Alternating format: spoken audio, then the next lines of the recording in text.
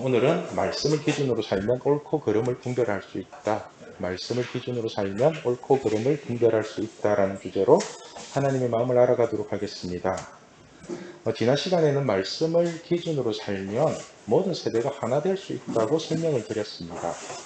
그 이유가 모든 세대가 같은 기준으로 생각을 하고 대화를 하면 성경이라는 한 점에 모일 수밖에 없습니다. 그래서 자녀 세대는 말씀을 가지고 예언을 하고 청년 세대는 말씀을 가지고 비전을 이루고 부모 세대는 말씀을 가지고 새로운 꿈을 심어주게 되는 것입니다. 이것이 사도행전 2장 17절 말씀입니다. 우리 같이 읽을게요. 하나님이 말씀하시기를 말세에 내가 내 영을 모든 육체에 부어주리니 너희의 자녀들은 예언할 것이요 너희의 젊은이들은 환상을 보고 너희의 늙은이들은 꿈을 꾸리라. 아멘.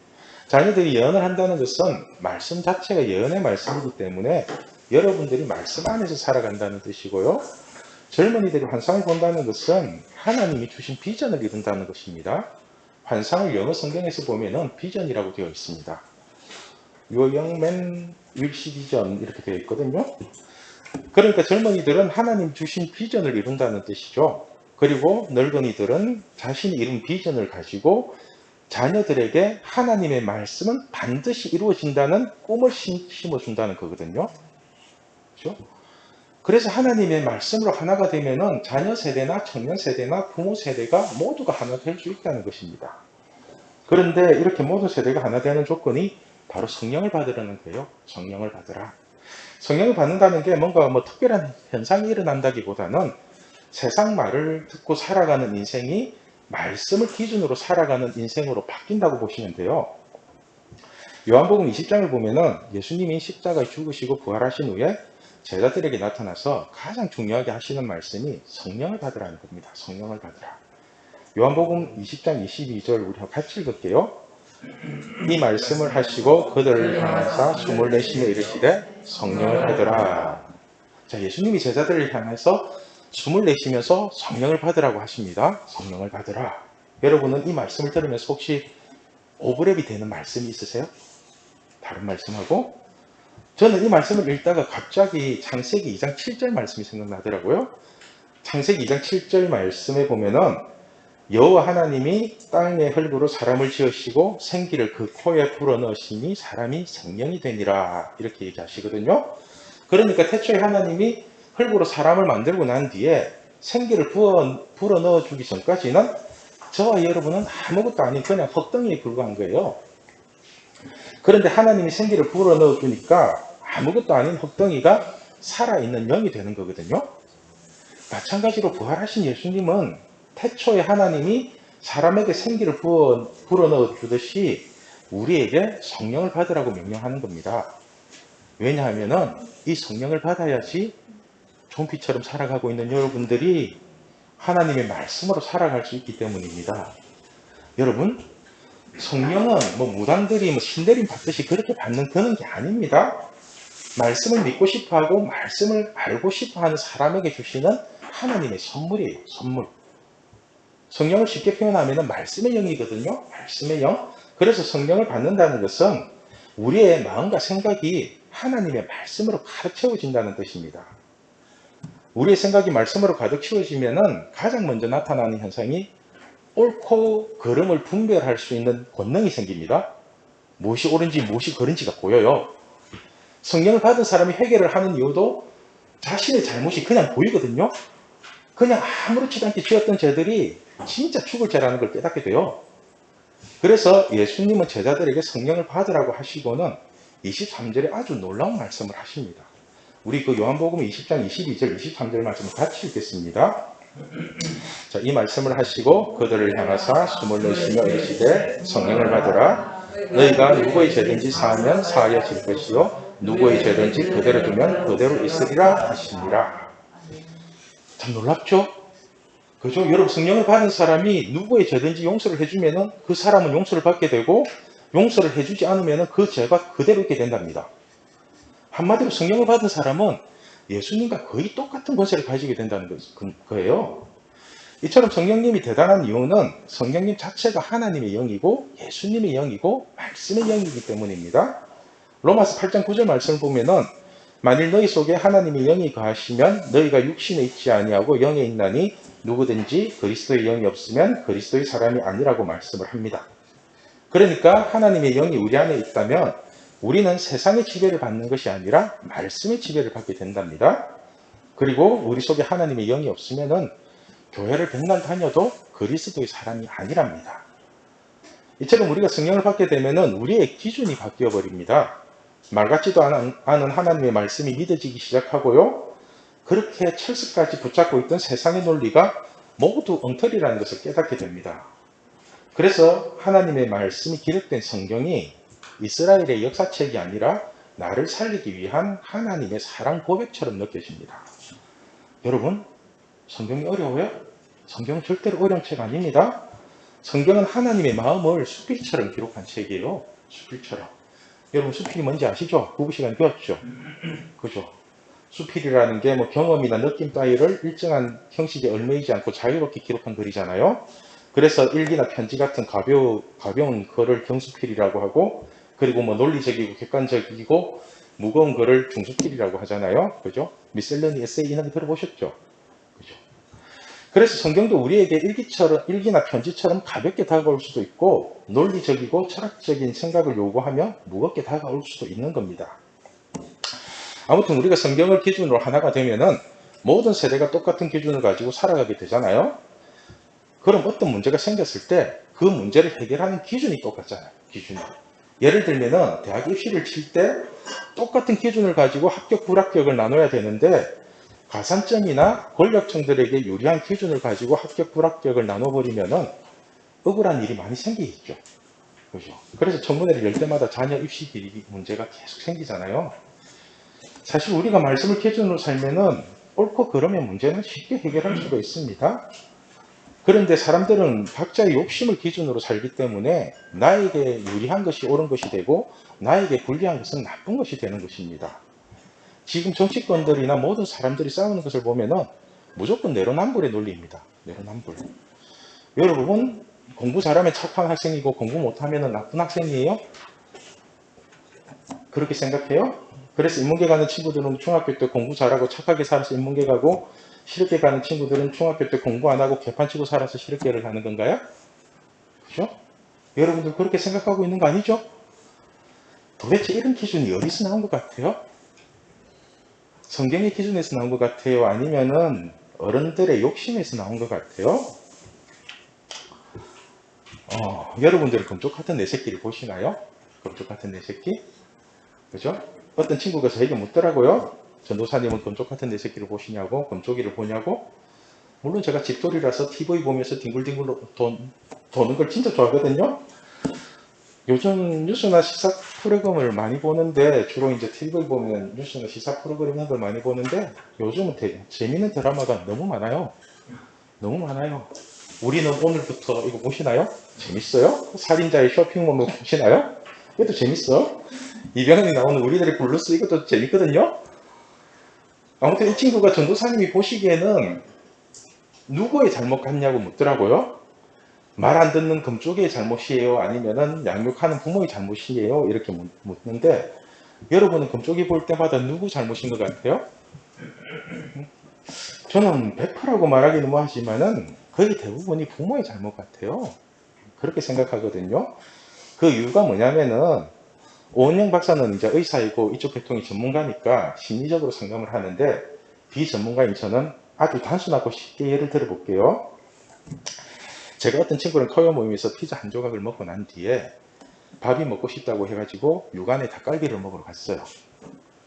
그리고 우리가 육안에 닭갈비를 먹고 난 뒤에 항상 가는 데가 있죠. 그죠? 생과일 주스 먹으러, 딸바 먹으러 가죠. 그죠? 그런데 이날은 이 친구가 배가 너무 불러서 딸바를 못 먹겠대요. 그래서 이제 장난을 친다고 지금 먹고 싶은 거 있으면 다 사줄 테니까 말만 하라고 그랬죠. 그러면서 삼겹살 사줄까, 스시 사줄까, 뭐 한우 특불까지 사줄게 하면서 막 이렇게 놀렸거든요. 그러니까 이 친구가 배가 불러서 다 먹기 싫대요, 계속. 그런데 제가 만약 이때 이 친구를 데리고 식당에 데리고 가서 한우 특불집에 데리고 가서 막 사주고 그러면은 이 친구가 좋을까요? 화가 날까요? 그죠? 몸에 좋은 거를 계속 먹으라 하면은 이 친구 뭐 성질 내면서 밥상 엎을 수도 있어요. 배는 불러가 터지게 죽겠는데, 사실 금쪽이를 보면은 아이들을 이렇게 죽이고 있거든요. 아이들은 지금 배가 너무 불러갖고 배가 터질 것 같은데 부모들은 아이를 사랑한다고 잘 되기를 바란다는 이유로 계속 한우 특구를 갖다 바치고 몸에 좋은 산이지미를 갖다 주면서 끊임없이 먹으라고 강요하는 거예요. 그런데 아이들은 이렇게 하는 것이 부모가 자기를 사랑해서 그런다는 걸 알아요. 부모가 사랑해서 그런다는 걸 알아요. 그런데 그거 먹으면 배가 터져 죽을 것 같아서 도저히 못 먹는 거예요. 그죠? 그래서 안 먹겠다고 하면 부모가 뭘 하는 줄 아세요? 왜 엄마 말을 안 듣냐? 엄마가 다 너 잘 되라고 하는 건데 너는 왜 그렇게 엄마한테 반항만 하냐? 이런 식으로 얘기를 해요. 그러니까 이 아이는 엄마가 자기를 사랑하는 것도 알고 자기도 엄마를 사랑하는데 그런데 배가 너무 불러서 도저히 먹지를 못하는 거거든요. 그러니까 이 아이 입장에서는 먹자니 자기가 배 터져 죽을 것 같고 안 먹자니 자기는 엄마의 사랑을 무시하는 나쁜 아이가 되는 거예요. 무슨 얘기인지 아시겠어요? 이 상황을 여러분들이 학교나 학원이나 공부하는 데서 그대로 적용해 보세요. 아이들은 자기 나름대로 하기 싫은 공부도 하고 있고 듣기 싫어도 엄마 말을 최대한 들어주려고 하는데 거기에다가 조금 더 하면서 계속 강요를 하니까 애들이 배 터져 죽겠다고 하면서 나자빠지는 거거든요. 부모들은 금쪽이를 사랑해서 자꾸만 더 먹이려고 하지만 금쪽이는 그 사랑 때문에 미치는 겁니다. 사랑 때문에. 부모의 사랑을 받아들일 수도 없고 거부할 수도 없고 그래서 끊임없이 자신은 부모 말을 안 듣는 나쁜 아이가 되는 거예요. 계속해서. 이런 단순한 구조를 가지고 금쪽이를 한번 봐보세요. 상황이나 나타나는 현상이 다를 뿐이지 그 실상은 똑같은 구조입니다. 계속해서. 여러분은 이렇게 배 터져 죽이는 사랑이 옳은 거라고 생각하세요? 사랑해서 계속 먹이면은 그죠? 그게 사랑인데 옳은 건 아닌 것 같죠? 사람들은 청소년 시기를 질풍노도의 시기니 이유 없는 반항이라고 하지만 실상은 공부만 강요하다 보니까 공부 못하는 아이는 전부 나쁜 아이고 그죠? 공부 잘하는 아이는 착한 아이고 그죠? 공부 못하는 게 무슨 죽을 죄를 지은 것처럼 그렇게 만들어 버립니다. 여러분들도 시험 기간만 되면은 죽을 죄인처럼 머리 푹 숙이고 다니잖아요. 그죠? 여러분 공부 못해도 괜찮아요? 공부 못해도 괜찮습니다. 공부 못하는 게 죄가 아니잖아요. 그죠? 겁먹지 말고 당당하게 살아가세요. 학교 선생님들은 공부 못하는 아이들을 문제아 취급을 하고 아무런 소망이 없는 사람처럼 대하지만은 사실 그렇게 생각하는 선생님들의 생각이 잘못된 것이 공부 못하는 여러분들이 절대로 잘못된 게 아닙니다. 여러분들은 공부만 못할 뿐이지 잘하는 게 많잖아요. 그죠? 예배도 잘 드리고 있고 잘 먹고 잘 놀고 착하고 예쁘고 그죠? 공부 빼고 다 가졌어요. 공부 빼고. 여러분 세상의 기준은 모두 엉터리입니다. 모두 엉터리. 지금 여러분에게 필요한 것은 무엇이 옳고 그른지를 분별할 수 있는 눈이 있어야 합니다. 무엇이 옳은지 무엇이 잘못됐는지 지금 내가 맞게 가고 있는지 아니면 엉터리로 가고 있는지 열심히 있는데 그 열심이 다른 열심인지 잘못된 열심인지 그거를 분별할 수 있는 눈이 있어야 합니다. 그래야 세상이 기죽지 않고 자기가 하고 싶은 것을 당당하게 하며 살아갈 수가 있습니다. 오늘 말씀을 보면은 우리가 세상을 살면서 무엇이 옳고 그른지를 분별할 수 있는 좋은 본문인 것 같습니다. 오늘 본문의 내용을 간단하게 살펴보면은 베드로와 요한이 성전 미문에 앉아서 구걸하는 병자를 고쳐주게 됩니다. 이렇게 병자를 고쳐주면은 항상 이 시대의 기득권자들인 종교 지도자들이 시비를 겁니다. 왜냐하면은 자기들이 못하는 것을 예수와 그 제자들이 하니까 사람들이 자꾸 그쪽으로 몰려가잖아요. 그래서 예수님을 십자가에 죽였는데도 예수님의 제자들이 자꾸 기적을 일으키니까 계속해서 시비를 거는 겁니다. 시비 거는 내용도 별거 아닙니다. 실제로 보면은 사도들을 가운데 세우고 묻되 너희가 무슨 권세와 누구의 이름으로 이 일을 행하느냐. 그러니까 자기들은 백날 하나님을 믿어도 아무런 기적이 안 일어나는데 너희들은 어떻게 말만 하면은 기적이 일어나고 병자들이 낫고 왜 이런 일이 어떻게 일어나느냐 이렇게 묻는 겁니다. 이 말을 들은 베드로가 성령에 충만하여 하는 말이 8절 9절에 이에 베드로가 성령이 충만하여 이르되 백성의 관리들과 장로들아 만일 병자에게 행한 착한 일에 대하여 이 사람이 어떻게 구원을 받았느냐고 오늘 우리에게 질문한다면 그리고 10절과 11절 12절에 복음의 핵심 중에 핵심을 정확하게 이야기합니다. 자, 10절 너희와 모든 이스라엘 백성들은 알라. 너희가 십자가에 못 박고 하나님이 죽은 자 가운데서 살리신 나사렛 예수 그리스도의 이름으로 이 사람이 건강하게 되어 너희 앞에 섰느니라. 11절 이 예수는 너희 건축자들의 버린 돌로서 집 모퉁이의 머릿돌이 되었느니라. 그리고 12절이 가장 핵심입니다. 우리 같이 읽겠습니다. 다른 이로서는 구원을 받을 수 없나니 천하 사람 중에 구원을 받을 만한 다른 이름을 우리에게 주신 일이 없음이라 하였더라. 여러분, 다른 이로서는 구원을 받을 수 없답니다. 다른 이로서는 천하 사람 중에 구원을 받을 만한 다른 이름을 우리에게 주신 일이 없답니다. 그래서 예수님 외에 다른 것으로는 구원받을 가능성이 제로입니다. 제로. 여러분 속지 마십시오. 공부 잘하면 잘 되고 돈만 많으면 다 잘 된다고 세상은 우리를 속이지만 성경은 예수님 외에 다른 그 어떤 것으로도 구원을 받을 수 없답니다. 명심하고 사십시오.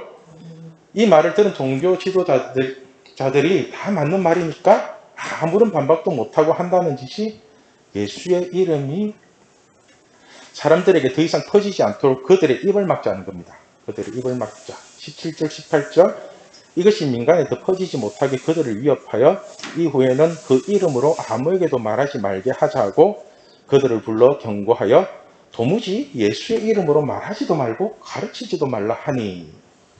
한마디로 제자들에게 공갈 협박을 하면서 예수 이름으로 말하지도 말고 가르치지도 말라고 엄포를 놓는 겁니다. 그 이유가 예수 그리스도의 이름이 민간에 더 퍼지지 못하게 하기 위한 거래요. 그래서 자꾸 예수님을 따르는 사람들을 막는 거고 자기들을 편을 만드는 거거든요. 그러니까 예수가 잘못된 게 아니라 자기들 밥그릇 때문에 옳은 일을 하지 말라고 제자들을 막는 거잖아요. 그렇죠? 이 말을 들은 베드로가 열받아서 하는 말이 오늘 본문의 핵심입니다. 19절 20절 말씀 우리 같이 읽겠습니다. 베드로와 요한이 대답하여 이르되 하나님 앞에서 너희의 말을 듣는 것이 하나님의 말씀을 듣는 것보다 옳은가 판단하라. 우리는 보고 들은 것을 말하지 아니할 수 없다 하니. 자, 여러분은 사람 말을 듣는 것이 옳은 것 같습니까? 아니면 하나님의 말을 듣는 것이 옳은 것 같습니까? 그는 생각은 하고 살아요? 내가 지금 어떤 말을 듣고 살고 있는지? 여러분, 오늘 말씀의 제목이 말씀을 기준으로 살면 옳고 그름을 분별할 수 있다입니다. 여러분들이 생각하기에 여러분을 가장 잘 알고 있는 사람이 누구고 여러분을 가장 사랑하는 사람이 누구라고 생각하세요? 잘 알고 있는 사람? 여러분의 부모님인 것 같아요?